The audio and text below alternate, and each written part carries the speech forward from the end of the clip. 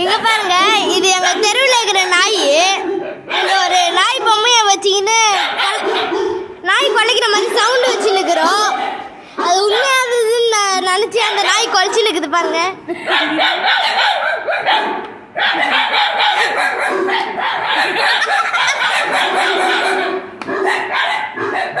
பாருங்க, உண்மையானதுன்னு நினைச்சு அது குலைக்குது பாருங்க.